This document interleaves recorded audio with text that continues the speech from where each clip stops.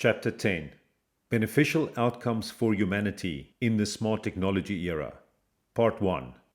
It took 9 chapters to lay a foundation of sense-making and better understanding of AI, its applications, its benefits, its risks, its limitations, its progress, and its likely future paths in the smart technology era.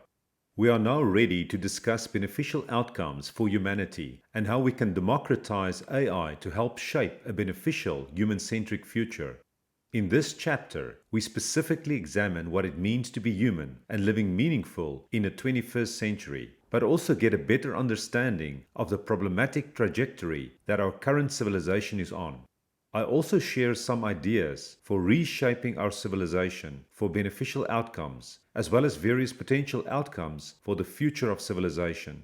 This chapter is then concluded by zooming in on the beneficial outcomes for humanity and introducing a proposed massive transformative purpose for humanity and its associated smart goals that complement the United Nations 2030 vision and Sustainable Development Goals. What does it mean to be human and living meaningful in the 21st century? To help think about beneficial outcomes for humanity and meaningful living in the 21st century and beyond, it is useful to frame and give context to the discussion by referencing Maslow's hierarchy of needs, which is a motivational theory in psychology that consists of basic needs, such as physiological needs, for example, air, food, water, warmth, shelter, sex, sleep, and rest, and safety needs, for example, security, stability, and safety. Psychological needs, such as belongingness and love needs, for example, intimate relationships, friends, and work, and esteem needs, for example, prestige, achievement, mastery, and feeling of accomplishment, and self-fulfillment needs, such as self-actualization, for example, achieving one's full potential, including creative activities. Basic needs typically need to be met before psychological and self-fulfillment needs. This 5-stage motivational model has since been extended to an 8-stage hierarchical model which adds cognitive needs, for example, knowledge and understanding, need for meaning and predictability, exploration and curiosity, and aesthetic needs, for example, appreciation and search for beauty, form, and balance. In between esteem and self-actualization needs, and then adds an additional layer on top for transcendence needs. For example, values beyond the personal self that includes experiences that relates to nature, mystics, aesthetics, as well as services to others, religious faith, and pursuit of science. During the same decade that Abraham Maslow proposed his theory of human motivation in the 1940s, Viktor Frankl published his book, Man's Search for Meaning, An Introduction to Logotherapy, which has proven to be a very influential book for people exploring the meaning of life. Viktor, who was a prisoner in a Nazi concentration camp during World War II, recorded his experiences and explained his psychotherapeutic method that helped him survive the concentration camp through identifying a positive purpose in life and then immersively visualizing that outcome. He conjectured that a prisoner's longevity was directly affected by how the future was imagined. His theory of logotherapy, logos is the Greek word which indicates meaning, discusses the meaning of human existence and man's search for that meaning. Viktor sees meaning in one's life as a primary motivational force and something unique and specific to oneself. He sees an inherent tension in a human being between what a person has already accomplished and what one still aspires to achieve. Viktor does not see life as a search for pleasure, but a search for meaning, and identifies 3 sources for meaning, which includes caring for another person, love, doing something significant, work, and bravery and determination during hard times, courage. He states that love is the utmost and supreme goal to which anyone can strive for.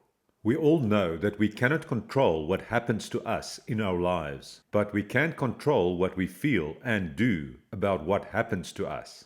This, in some sense, also ties in with the first part of the Serenity Prayer that says, God, grant me the serenity to accept the things I cannot change, courage to change the things I can, and wisdom to know the difference. The key freedom that each one of us will always have is to choose our attitude and the way we respond in any specific situation and moment. Viktor Frankl sees that having the responsibility in answering for your own life as the essence of human existence and advises to live as if you were living already for the second time and as if you had acted the first time as wrongly as you are about to act now. He notes that as soon as suffering finds a meaning of a sacrifice, it stops being suffering. Also, one cannot be happy without a reason to be happy. If someone's meaning has been identified, it not only helps one to be happy, but also assists with dealing with suffering and hardship.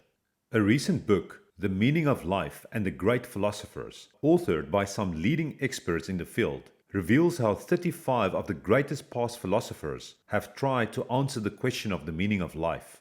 It consolidates some of the history of philosophy's wealth of opinion on this subject by major philosophical figures such as Confucius, the Buddha, Socrates, Plato, Yang Zhu, Aristotle, Epicurus, Epictetus, Aquinas, Descartes, Spinoza, Kant, Schopenhauer, Kierkegaard, Marx, Nietzsche, Ortega, Wittgenstein, Heidegger, Sartre, Camus, and Rorty.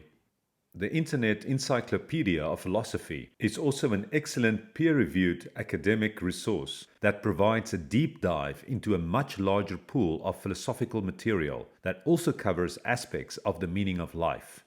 As the philosophical school of the 20th century in the United States and Great Britain was more focused on hardcore scientific rationalism and the nature of logic, concepts, and language, the philosophical question of the meaning of life that science is not well equipped to answer was for the most part avoided. Kiran Setia, a professor in philosophy at MIT and author of Midlife Philosophical Guide, remarked in an article that philosophers should be keener to talk about the meaning of life. By examining all philosophies on the meaning of life, it looks like they can be classified into one of the four groups: supernatural meaning, objective meaning, subjective meaning, and life has no meaning. Furthermore, the philosophies of the West and East also seem to follow a pattern where people from the West emphasize the individual, whereas people from the East think more in terms of us, the community, or society.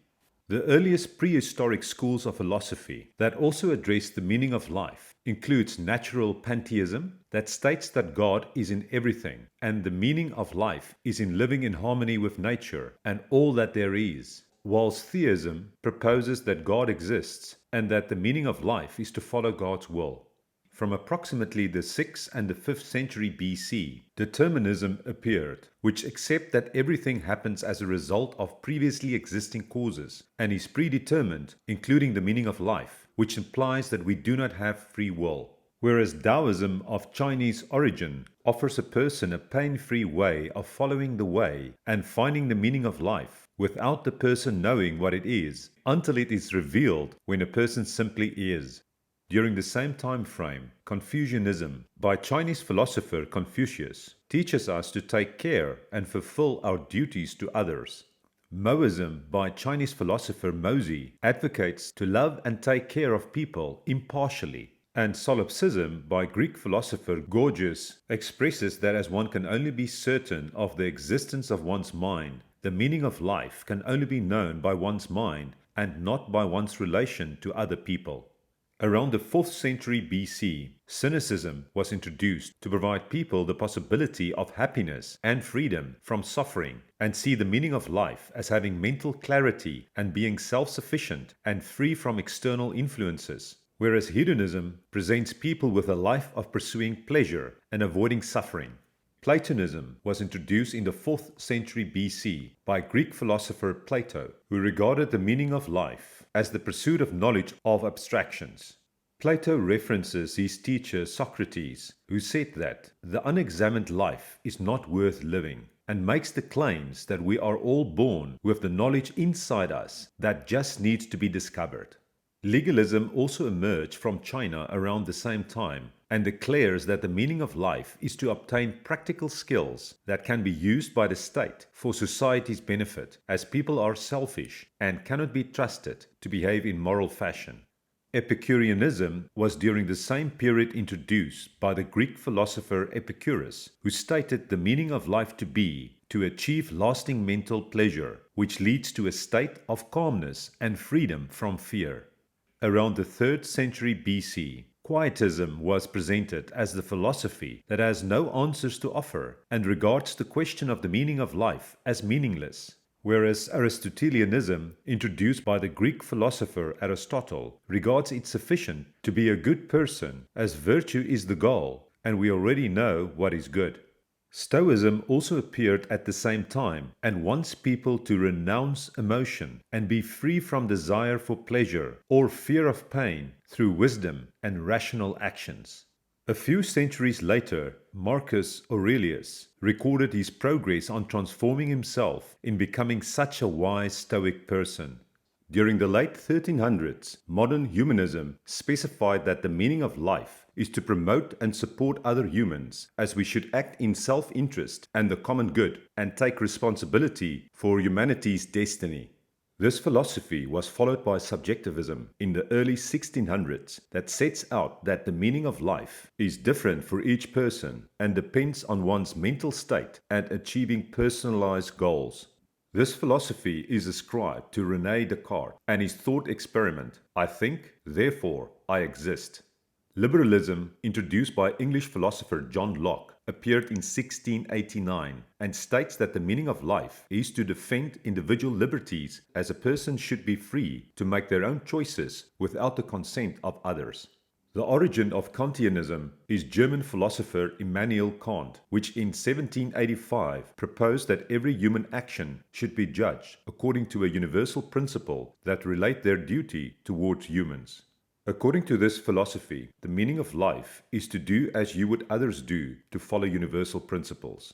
Nihilism or pessimism, which appeared in 1862, is the belief that as there seems to be an inherent human tendency that prevents us from finding meaning in life, nothing can make life really meaningful for us.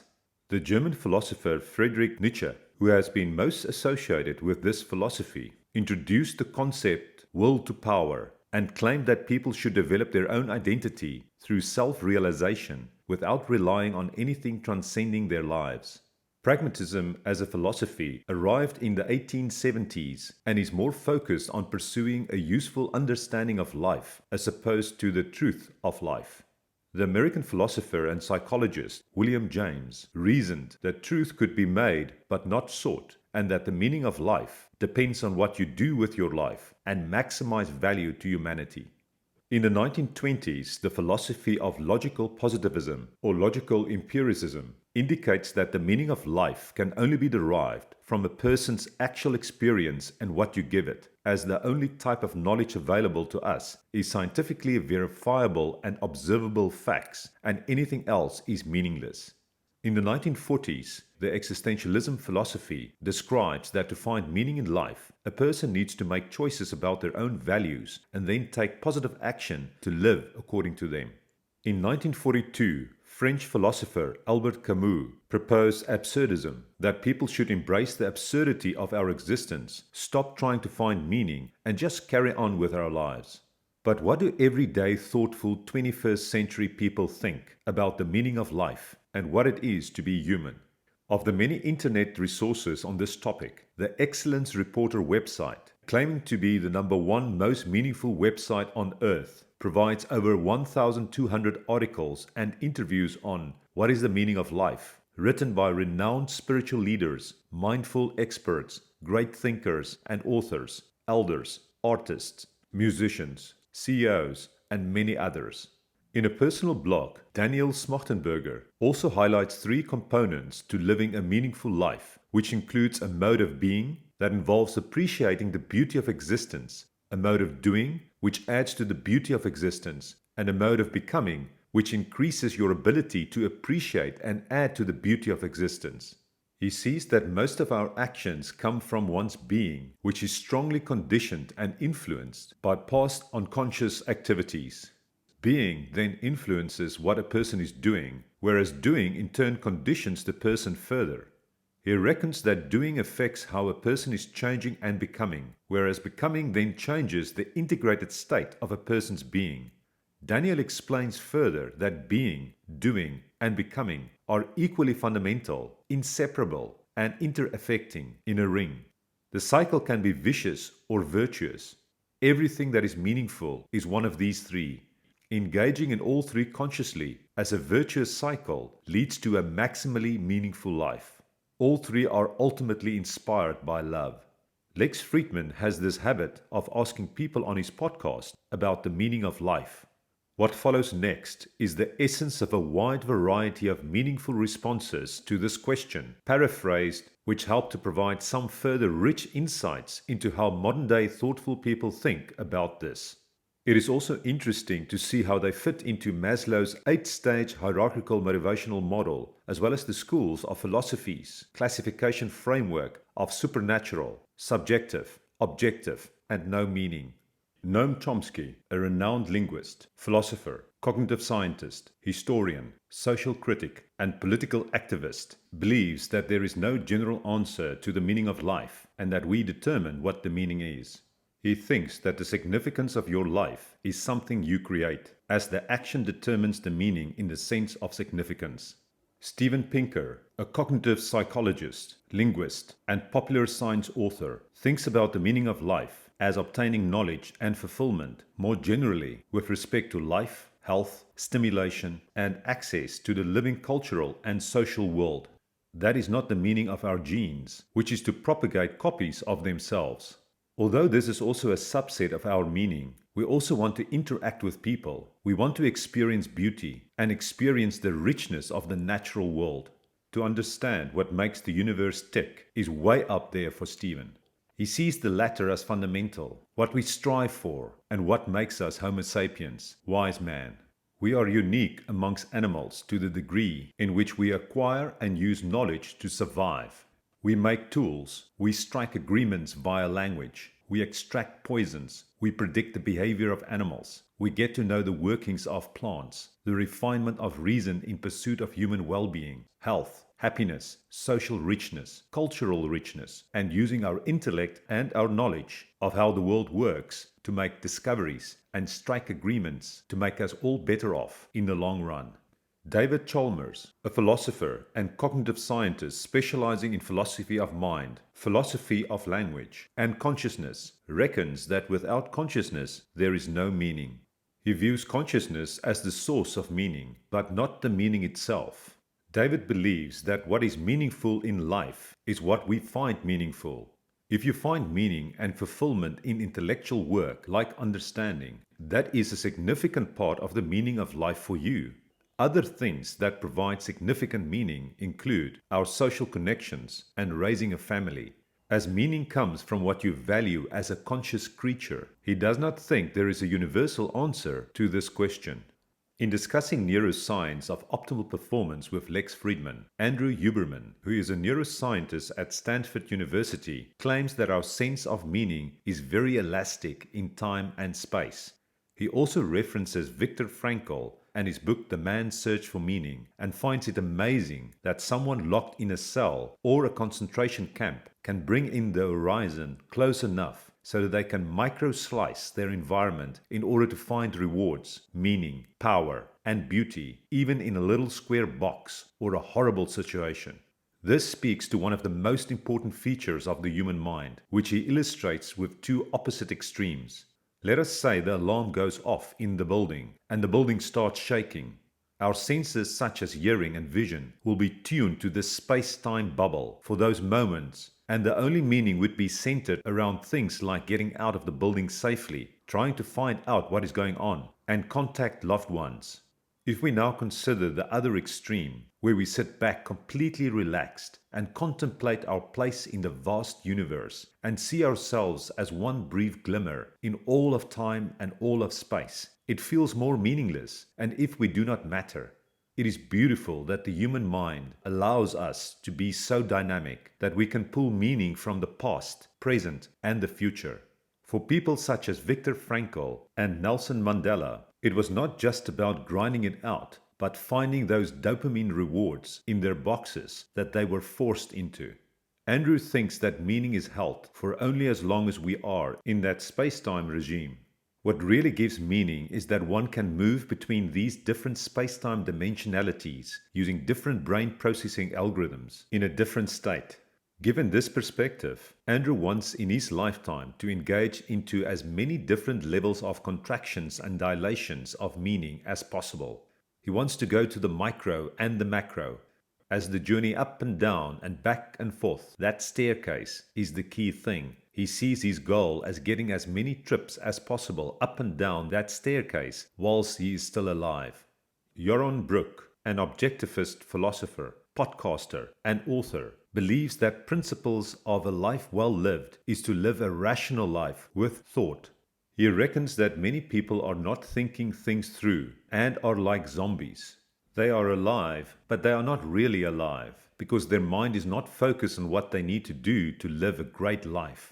Too many people are just going through the motions of living without embracing life. Yaron thinks that the secret to living a great life is to take it seriously. This involves using our mind and reason, the one tool that makes us human and provides us with all the values that we have and applies it to living. If we use that same energy, focus, and concentration that we apply to work and apply it also to actually live life in a principled way with well-chosen values, that will change our lives as well as the world. As we only live once, this life is really valuable.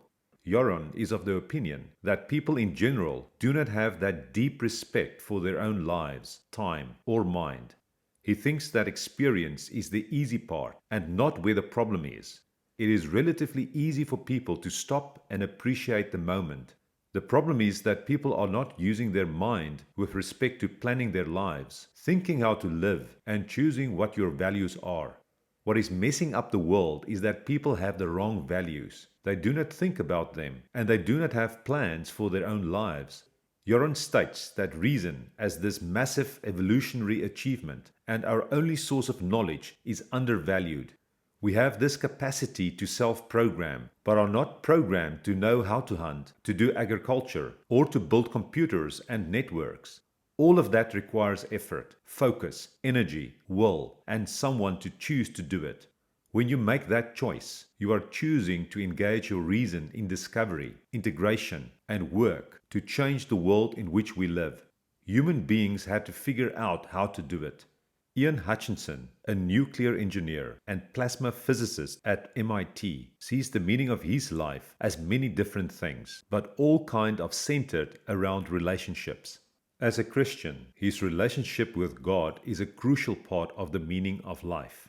He also views his relationships with his wife, parents, children, siblings, and grandchildren as crucially important. These are all the places that people find meaning if they are religious or not.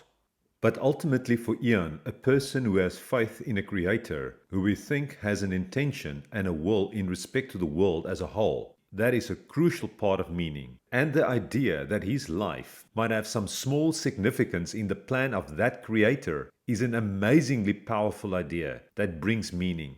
The predominantly secular view is that there is no meaning, but you can make up a meaning as you go that will give you meaning in your life. He does not subscribe to that view anymore. He thinks that there is more meaning than that, but agrees that those things that give meaning to life are important and we should emphasize them. Love and loyalty are about yielding your will and desire to another, valuing others at least as highly as yourself. With true love, you reach a point where you feel compelled by the other. It sounds scary, but it is liberating. Love brings you into service to one another. Ian states that for Christians to serve God is what perfects their freedom. Amazing love is in part captivity, but in a paradoxical sense, it is also an amazing freedom. David Fravor, an experienced US Navy pilot and a primary witness in one of the most credible unidentified flying object sightings in history, reckons the meaning of life really boils down to what matters the most in life to you, which is your family and your closest friends. He relates the meaning of life also to his belief in God, as he has just seen too many things in the world that he cannot explain.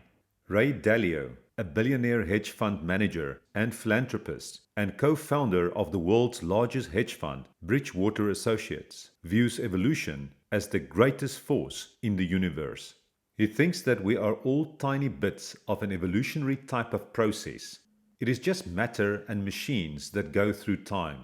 Ray believes that we all have a deeply embedded inclination to personally evolve and contribute to evolution. Michael Mina, an immunologist, epidemiologist, and physician at Harvard, who discussed rapid testing, viruses, and the engineering mindset with Lex Fridman, thinks that there is no single answer to the meaning of life.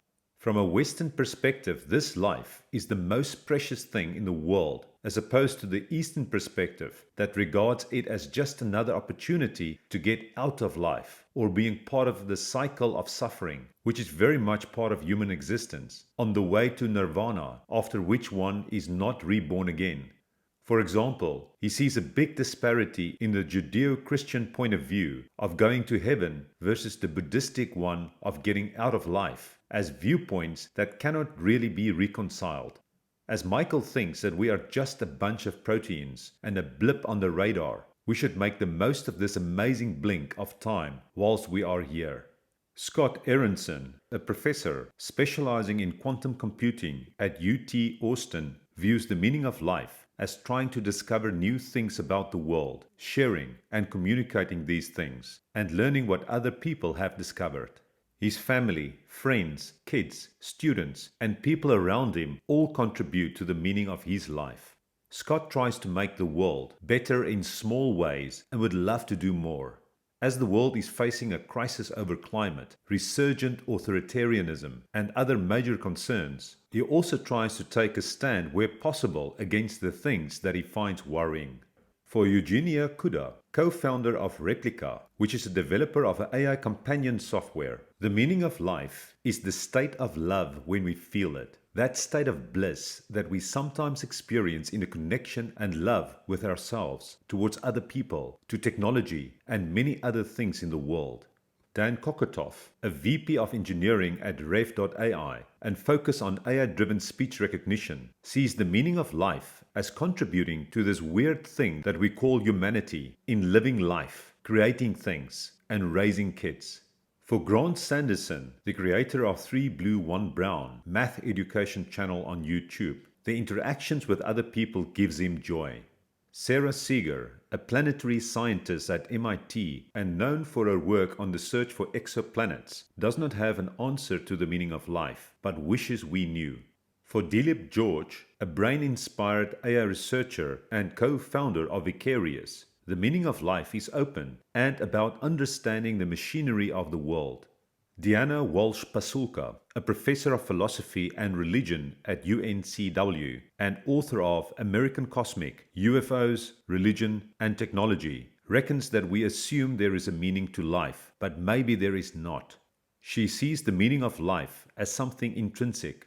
Sometimes she enjoys living, and sometimes she does not. When she is not enjoying living, her strategy is to change her circumstances. Diana also believes that love of your children is intrinsic. It is beautiful. There is something about it that is intrinsically desirable. The meaning of life is intrinsically desirable. For Russ Tetrake, a roboticist and professor at MIT and vice president of robotics research at TRI, doing hard things is part of the meaning of life. For him, it is important to understand what you can and cannot do and love the journey of learning things that would help you to connect another piece of the puzzle. When asked about the meaning of life, Alex Filippenko, an astrophysicist and professor of astronomy at Berkeley, thinks that life is what you make of it, and each of us have to have our own meaning. According to him, meaning is in some sense typically associated with goals or expectations for yourself, the things that you would like to accomplish or that you would like to experience. The degree to which you do or experience those things can give you meaning. Alex believes that we do not have to change the world like Michelangelo or Da Vinci. We cannot claim that as most of the current close to 8 billion people on the planet are not changing the world on an individual level, that their lives are meaningless. For each person, it is just something specific that gives you meaning, satisfaction, and a good feeling about what you did. This could be helping others, getting knowledge and better understanding through study and reading, or experience the world through traveling. If socioeconomic factors constrain you, you can find other forms of meaning. It doesn't need to be something profound, such as changing the world, or be someone that everyone remembers. The brain is giving each one of us the potential for meaning. Alex hopes that we use science for good and not for evil and end up destroying ourselves. Dmitry Dolgov, the CTO of an autonomous vehicle company called Waymo, perceives the meaning of life as something that changes over time as you go through the stages of life. When one enters the world, meaning is about new experiences. Then it is about fun. Then learning new things and experiencing the joy of comprehension and discovery. Then it is about giving back through impact and contribution that might touch society, people, or technology. He sees having kids as something that changes one's perspective and adds to the meaning of life, instead of having a replacing or subtracting effect. Matthew Johnson, a professor and psychedelics researcher at Johns Hopkins, thinks that the meaning of life is to find meaning and is like the transcendence of everything, where you find the beauty despite the absolute ugliness that we also see. He reminds us that as a species, we come from filth, that we are animals and all descendants of murderers and rapists.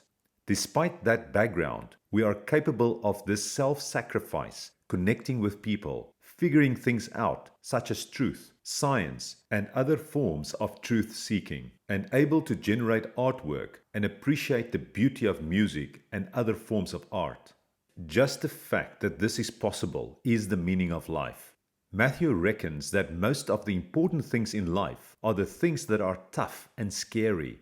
Although we try to minimize and avoid the biggest horror experiences on a societal, country, or personal level, such as the death of loved ones, these are sometimes the greatest learning experiences and are instrumental in making who we are on all levels of civilization.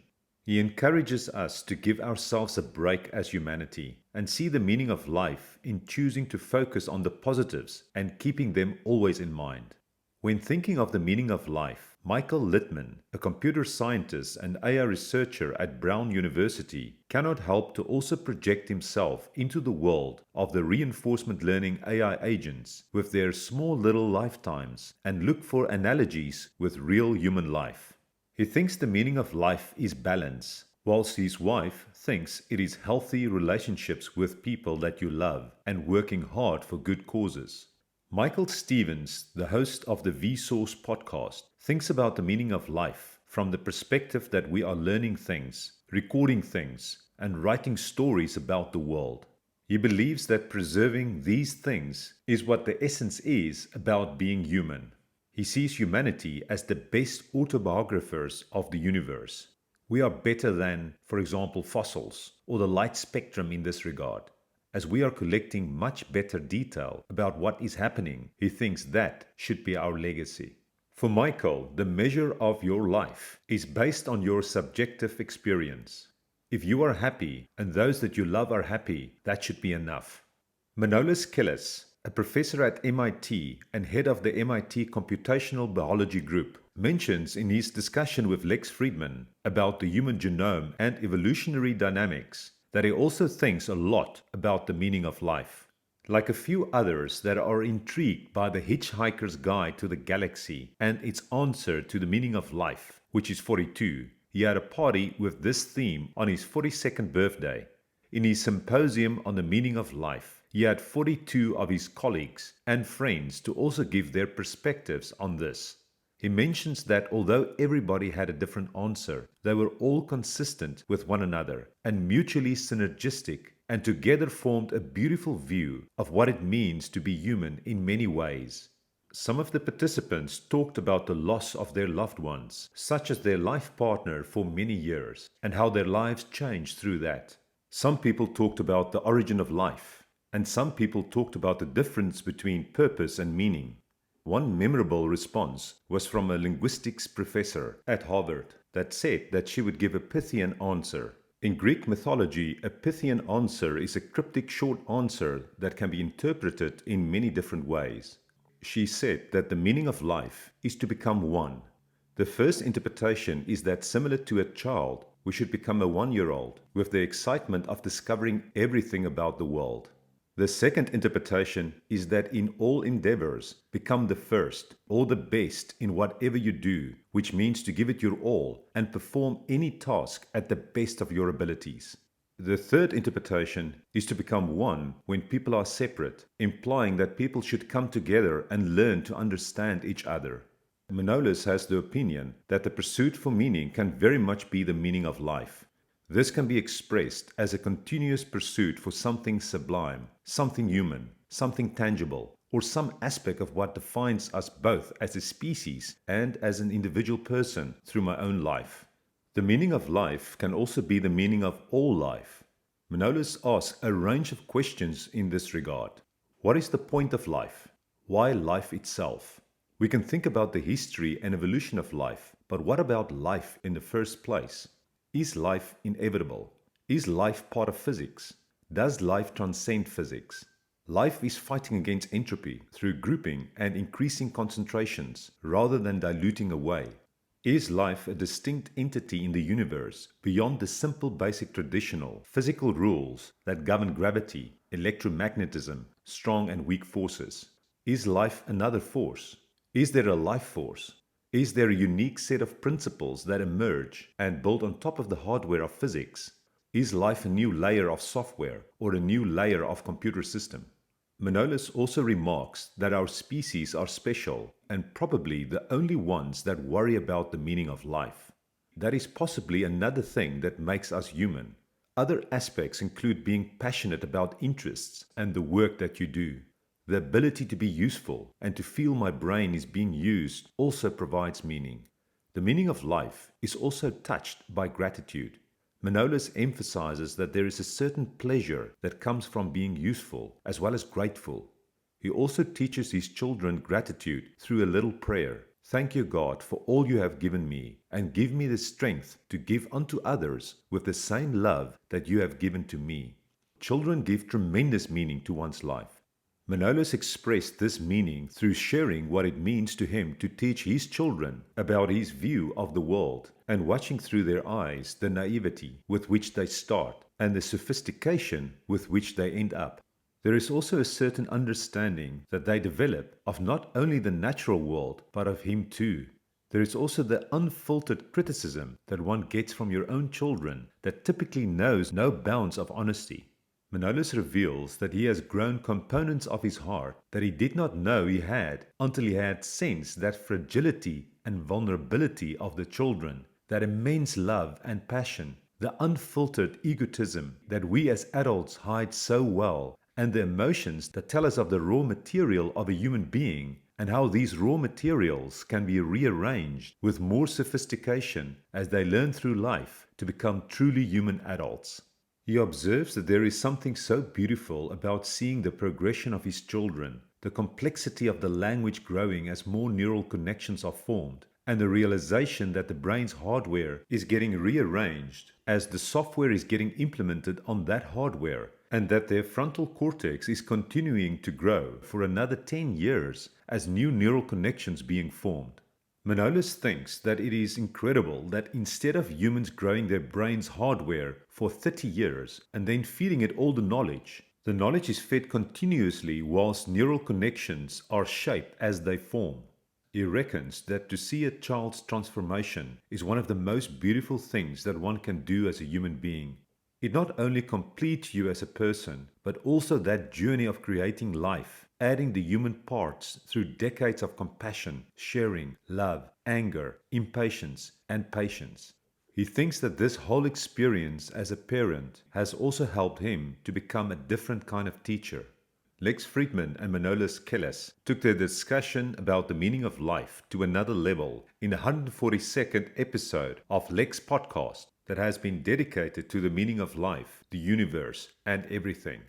Manolis asks, why do we search for meaning, and will the search lead to our destruction? He is optimistic about human civilization and thinks that while science and technology are moving forward at breakneck speed, we will sort out our social and political problems. He emphasizes that asking about meaning is something inherent to human nature that makes it beautiful and worth living, and that searching for meaning is actually the point. He goes further by stating that we should not find the meaning of life, and if we find it, we are dead. We should not ever be satisfied that we've got it, as life is lived forward, but only makes sense when we look backward. He sees the whole search itself as the meaning of life. There are in fact two simultaneous searches going on, where the one is a search in each of us through our own lives to find the meaning, and the other one the search for the meaning of humanity itself. We as humans like to look at animals and say, of course, they have a meaning on a certain level, such as a dog with its bunch of instincts running around loving everything. In line with Maslow's needs hierarchy, for us humans, life is not just about the physiological and safety needs with respect to procreation, dominance, strength, or feeding, but also making use of our substantial cognitive capability to that we can use for so many other things as we pursue our psychological, cognitive, aesthetic, self-fulfillment, and self-actualization needs.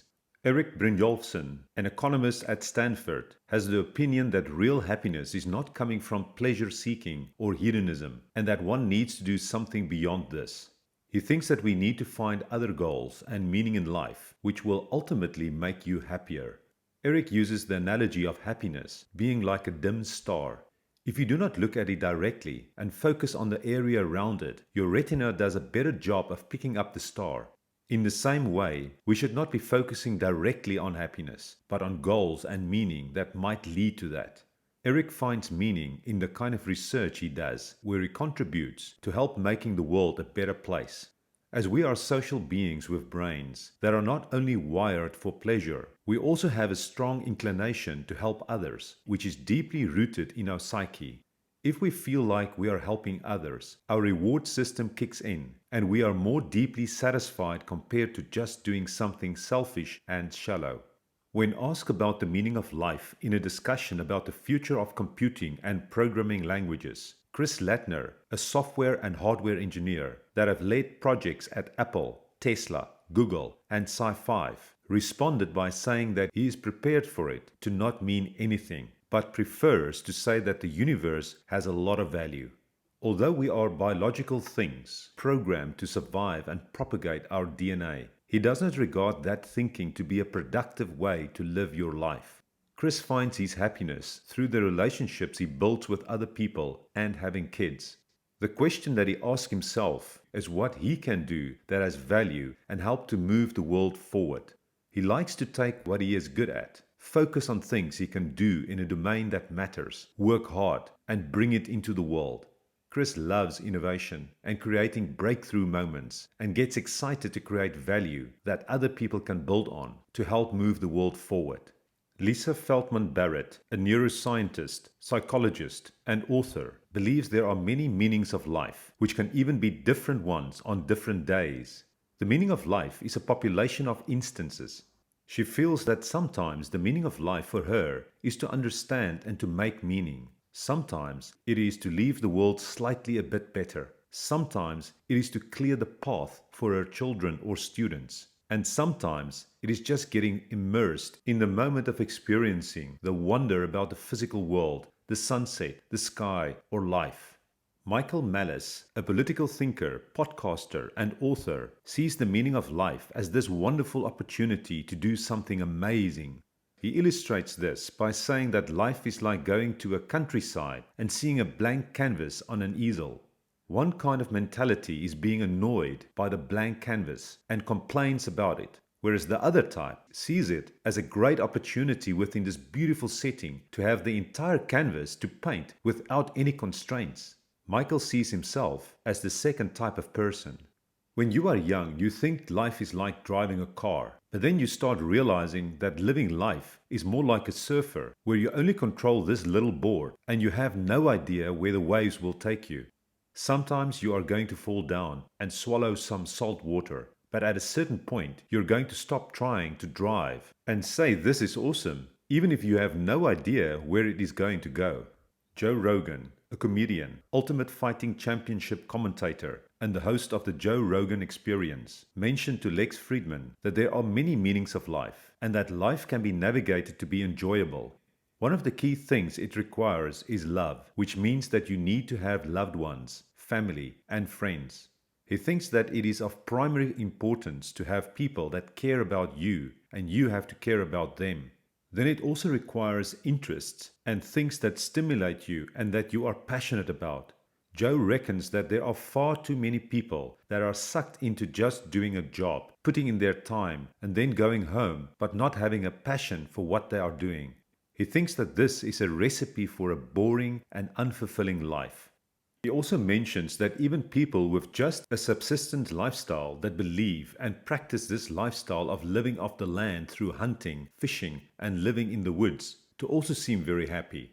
As there is a direct connection between their actions and their sustenance, they are connected to nature, which is very satisfying for them. Joe is also interested in helping people and likes to make them feel good and do things that show he cares about them.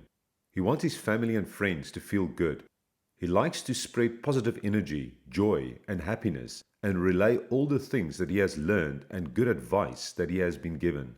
He is happy if that can benefit people and improve the quality of their life and their success or relationships. That means a lot to him. Joe also stresses the importance of the way we interact with one another. If people upset you or there is a negative energy coming to you from individuals or groups of people, you feel it and it has an impact on your psyche, wellness, and physical being. The more you receive and spread love, the more you create this butterfly effect, spreading outward in treating people better with kindness and generosity. You might be extremely successful in your job, but still be in a position where everybody hates you, which causes you in turn to be miserable, alone, angry, depressed, and sad. Joe mentions that if you hear about rich and famous people that commit suicide, he thinks that they have missed the mark and have put too many eggs in one basket, say the financial basket, the success basket, or the accomplishment basket, and not enough in the friendship and love basket. To be happy, there needs to be a balance in how you organize your buckets in life. For Francois Chollet, an AI researcher at Google, one of the answers to the meaning of life starts with understanding that everything that makes up who we are, even your most personal thoughts, are not your own. Our understanding is expressed in words we did not invent, built on concepts and images that you did not invent. We are very much cultural beings, which makes us different to animals. He thinks that everything about us is an echo of the past, an echo of people that lived before us. Similarly, if we manage to contribute something to culture, which can be a new idea, a beautiful piece of music or art, a grand theory, or new words, that will also become a part of culture and contribute to future humans for as long as our species exist. Francois has the opinion that everything we do creates ripples into the future and is effectively, in a way, our path to immortality. As we contribute things to culture, culture in turn becomes future humans, and we keep influencing people thousands of years from now. Our actions today create ripples. These ripples sum up the meaning of life. In the same way, we are the sum of the many different ripples that came from our past. We should be kind to others during our time on earth, because every act of kindness causes ripples, and in reverse, every act of violence also creates ripples. That is why one needs to carefully choose which kind of ripples you want to create and propagate into the future. When considering the meaning of life, Sheldon Solomon, a social psychologist, a philosopher, co-developer of terror management theory, and co-author of The Worm at the Core, believes the first responsibility is to take care of yourself and then to take care of other people. For him to be kind and decent is paramount, and to see these qualities in his children means a lot to him. Sheldon thinks that although education is tremendously important, intelligence is vastly overrated. He would like to be known as somebody that takes himself too seriously to take himself too seriously, and to leave the world a slightly better place, or at least do no harm. For Sergey Levine, a professor at Berkeley and an AI researcher in deep learning, reinforcement learning, robotics, and computer vision, One thing that does give meaning, or at least some degree of satisfaction, is to work on a problem that really matters. It is less important to actually solve the problem, but quite nice to spend time on things that he believes really matter. He tries very hard to look for that. Sergey would love to build a machine that can run up against the ceiling of the complexity of the universe. David Patterson, a Turing Award winner and professor of computer science at Berkeley, values relationships with people, which includes those that you work with, that you influence, and that you can help. He thinks that those things that affect people are more important than all the work-related stuff that is more transitory. AI researcher Ben Goodsill thinks that the meaning of life boils down to three basic values, which are joy, growth, and choice. He sees joy as the basis of everything and is unsatisfied with joy that is static and does not progress. So we need growth. Ben also likes the idea of individuality, where a person has some agency and can make choices. According to him, for humans to get the most joy, growth, and choice, we should go beyond the current human form and follow the transhumanism route. He reckons that as joy, growth, and choice cannot be maximized in our human bodies, other configurations of matter can manifest even greater amounts of joy, growth, and choice than humans do. Maybe even find ways of going beyond the realm of matter as we understand it right now. From a practical perspective, Ben has the opinion that much of the meaning of life is to create something better than humans and go beyond human life. That said, the meaning of life for him is also to enjoy everyday human social existence with his kids, grandchildren, parents, family, and many friends. Enjoying nature and the pleasant moments are all part of the meaning of life. He just feels that the growth and choice aspects are severely limited by our human biology. In particular, the fact that we die inhibits our potential for personal growth considerably. In discussing artificial consciousness and the nature of reality with Lex Fridman, Joshua Bach, who is the VP of Research at the AI Foundation and previously a researcher at MIT and Harvard, thinks that happiness is a cookie that your brain bakes for itself. He believes that happiness is not made by the environment and that the environment cannot make you happy. It is your appraisal of the environment that makes you happy. If you can change your appraisal of the environment, which is something that one can learn to do, you can create arbitrary states of happiness. He observes that some meditators fall into this trap. They discover the basement room in their minds where the cookies are made, and they indulge in stuff themselves, and after a few months, it gets really old, and then the big crisis of meaning comes. Because they thought that the result of their unhappiness was that they were not happy enough, they try to fix this by training their brain to release the neurotransmitters at will, and then the crisis of meaning pops up at a deeper layer. However, according to him, the problem that we could not solve in the first place is how I can live, how I can make a sustainable civilization that is meaningful to me, and how I can insert myself into this. In addressing the meaning of life, Joshua recommends that we look at what the cell is. Life is the cell, which is the organizing thing that can participate in evolution.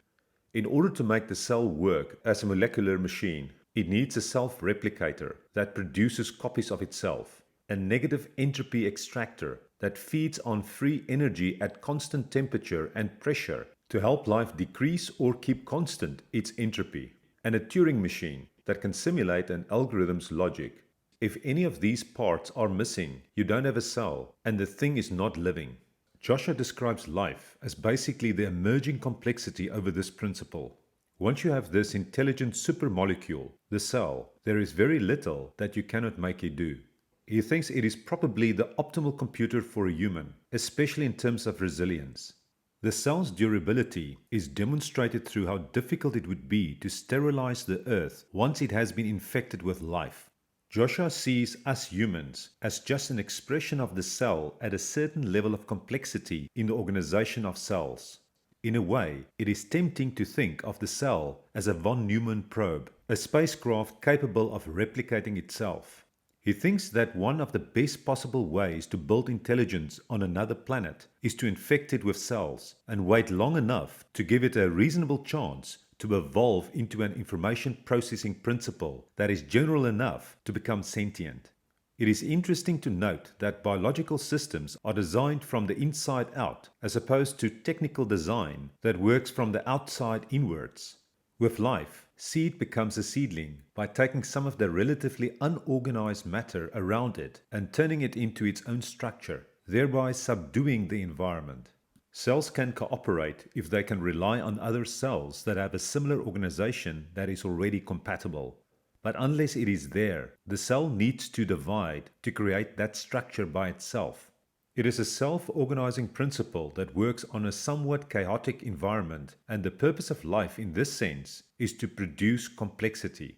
He sees complexity as allowing you to harvest negative entropy gradients that you could not harvest without the complexity. In this sense, intelligence and life are very strongly connected because the purpose of intelligence is to allow control under the conditions of complexity. So, life is effectively shifting the boundaries between the ordered systems into the realm of chaos. As this is what life is doing, Joshua believes that there is not necessarily a deeper meaning. The only meaning is that which we have priors for and reward for. He reckons that outside the priors there is no meaning, and that meaning only exists if a mind projects it. That is probably civilization. What feels most meaningful to Joshua is to try and build and maintain a sustainable civilization, as this is the higher being that we are part of. It is the thing that we have a similar relationship as the cell to our body. We have this prior because we have evolved to organize in these structures. He sees the Christian God in its natural form as a Platonic form of civilization where you ideally interact with others, not based on your incentives, but what you think is right. In Lex Fridman's discussion with renowned neuroscientist Carl Friston about neuroscience and the free energy principle, Carl uses this principle to help contextualize his answer for the meaning of life. As the states of a system can typically be described by internal and external states that are separated by sensory and active states, the free energy principle says that living or non-living systems minimize a free energy function of their internal states, which requires beliefs about external states in their environment. When applied to action and perception in the human brain, where the active and internal states minimize a free energy function of sensory states, the result is internal brain states that correspond to perception, whereas the active states or actions are linking internal brain states to external states of the environment. The human brain system can thus be seen to act as an inference engine that continuously corrects its model of the world through maximizing model evidence or minimizing the difference, which can be described as surprise, between its model of the world and its sense and associated perception. Human brain systems can also minimize the free energy of the system by actively changing the world into the expected state that it is modeling. Considering the meaning of life from this perspective, Carl indicates that we are searching for information and resolving uncertainty about the kind of thing that we are. Each one of us has certain beliefs about the kind of creature or person you are. All that self-evidencing or minimizing free energy in an active and embodied way means that you are fulfilling the beliefs about what kind of thing you are. He mentions that we are all given those scripts or narratives at a very early age, usually initially in the form of bedtime or fairy tale stories that has been encultured by your immediate family and the culture that you grow up with, and that you also create for yourself through active inference and self-evidencing. Carl states that not only is each one of us modeling our own environment, conditioning, and external states out there, but we are actively changing them all the time. There is also a synchronistic occurrence, as we are not only doing this back to ourselves, but also together as a civilization, which means that each one of us is creating our own culture at different timescales. Dawn Song, a professor of computer science at UC Berkeley, has considered many external factors and voices as well as internal views on the meaning of life, and concludes that each one of us needs to find our own meaning in life. She mentions that you have the freedom to define it. Dawn also asks, what does it really mean, and does the question make sense? She thinks that meaning can be deeper or shallower than just happiness. Most people are not thinking about this question, and the meaning of life does not matter to them that much. It is an open question if knowing the meaning of life is helping your life to be better or you to be happier. As life is a collection of moments, some people just want to experience life to the fullest and fill those moments with the richest possible experiences. Dawn recommends that separate from just experiences, we should try to grow every day and try to be a better self within an evolving civilization. Ilya Sutskever, a deep learning expert and co-founder of OpenAI, feels that it is amazing that we exist and that we should try to make the most of it and maximize our own value and enjoyment whilst reducing our suffering during the very short time that we have available. Human wants things, and our wants are our individual objective functions which we can update. Although there is an evolutionary objective function, which is to procreate and let your children succeed, our individual happiness comes from the way you look at things, define and drive our individual objective functions. For Daphne Koller, a professor of computer science at Stanford University, we should use our lives to leave the world a better place, and even more so when you are in a privileged position to impact and give back. For Jack Dorsey, the CEO of Twitter and Square, the meaning of life consists of many things, which include being aware of just being alive, having a connection with people, having long-lasting friendships and families meaningful, and seeing things that he has helped to build that other people use are meaningful and powerful. In Jack's mind, it ultimately comes down to a sense of connection, a realization that I'm part of a thing that is bigger than myself, and feeling it directly in small ways or large ways. He reckons that humanity has taken too long to realize our connectedness and that we have been hiding our connectivity in various ways, but we should now change that. Dmitry Korkin, a professor of bioinformatics and computational biology at Worcester Polytechnic Institute, hopes that what he and other scientists do are useful and states that human life is fragile and that we need to bond together as a society. In addressing this question, Stephen Wolfram, CEO at Wolfram Research, explains that he does things that he finds fulfilling to do and that he cannot justify everything he does based on a broader context of the meaning of life. Some things that he finds fulfilling are small, whereas others are bigger in nature. It also varies during stages of life. Things that he was not interested in earlier on in life are now interesting. In terms of justifying things in some larger global sense, he can describe why it might be important in the world, but his local reason for doing it is that he finds it personally fulfilling. Stephen concludes that he cannot find a ground truth for his life or for civilization. Richard Dawkins, an evolutionary biologist, believes that from a scientific perspective, the meaning of life is the propagation of DNA. But from a personal point of view, that is not what he feels is the meaning of his life. He thinks that we each make our own meaning. We set up goals that we want to achieve by our brains that have got goal-seeking machinery built into them. These higher-level goals can be noble goals or even spiritual goals, which are very different to the biological goals of propagating DNA.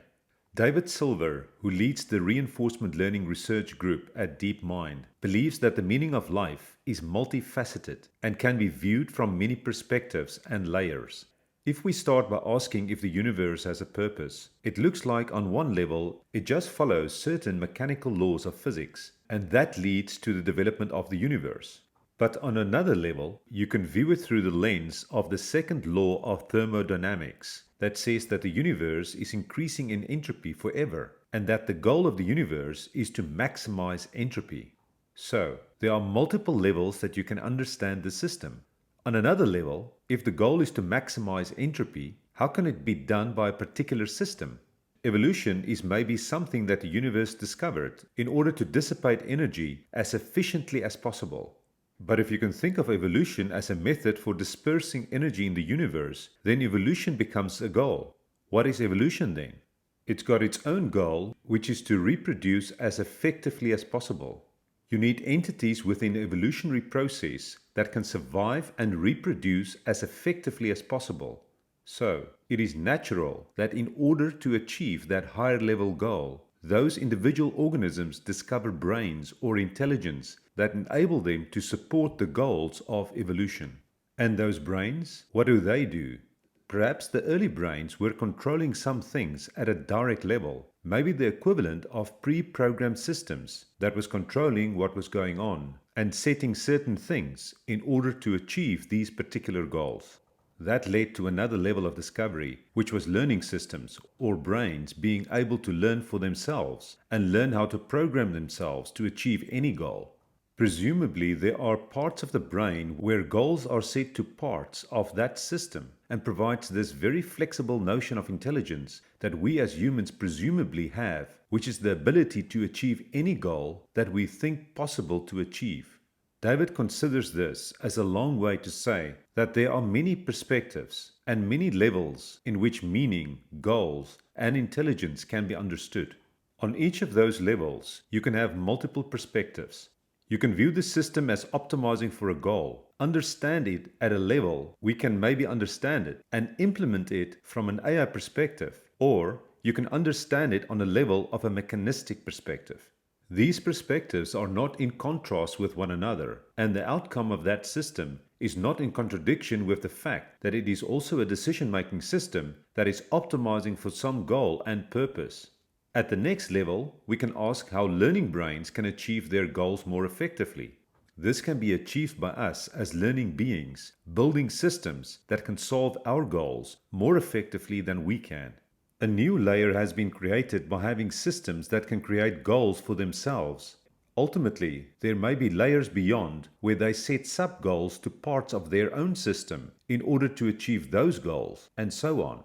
As David indicates, the story of meaning and intelligence can indeed be one of many perspectives and layers. Simon Sinek, an author of books such as Start With Why, Leaders Eat Last, and The Infinite Game, addresses the meaning of life as an infinite game. He starts out referencing James Carr's Finite and Infinite Games, a vision of life as play and possibility that ascribes two kinds of games, where the one could be called finite, the other infinite. A finite game is played for the purpose of winning, an infinite game for the purpose of continuing the play. It will come to an end when someone has won. This has also challenged the viewpoints of Simon and others about how the world works. We all think about winning, being the best, and number one. That can only happen in a finite game with fixed rules and objectives and known players. There is a beginning, middle, and an end, and there have to be losers. Infinite games have known and unknown players. Anyone can join. It has changeable rules. You can play how you want. The objective is to perpetuate the game. Stay in the games as long as possible. There is no such thing as a winner or being number one. There is no finish line. When we try to win in a game with no finish line, we are trying to be the best in a game with no agreed upon objectives, metrics, or time frames. There are a few consistent and predictable outcomes: the decline in trust, cooperation, and innovation. Many of the ways we run our organizations is with a finite mindset. If you think about our tombstones, they have the date that you were born and the date when you died. But really it is about what you do with the dash, the time in between. There is a poem by Linda Ellis called The Dash that starts with, "I read of a man who stood to speak at the funeral of a friend. He referred to the dates on her tombstone, from the beginning to the end. He noted that first came the date of her birth, and spoke of the following date with tears. But he said what mattered most of all was the dash between those years." What gives our lives meaning is what we do with the dash.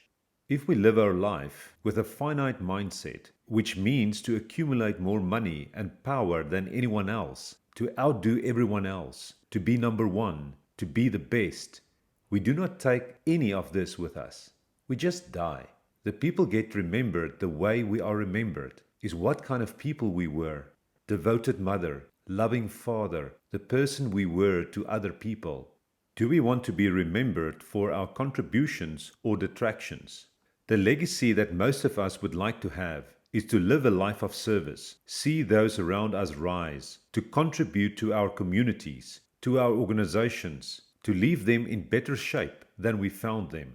In the infinite game, one can be driven by a cause, purpose, or vision that is bigger than oneself, and where one's work ethic contributes to something larger than oneself. That is what drives Simon every day. He says that he wakes up every morning with a vision of a world that does not yet exist, where the vast majority of people in the world wake up every morning feeling inspired, feel safe at work, and feel fulfilled at the end of the day. Simon is driven by the fact that this is not the world we live in and that we still have work to do. As he knows what his underlying values are, Simon wakes to inspire people to do the things that inspire them. These are his go-tos or touch points. It inspires him to keep working. He thinks of a career as like an iceberg. If you have a vision for something, you are the only one that can see the iceberg underneath the ocean.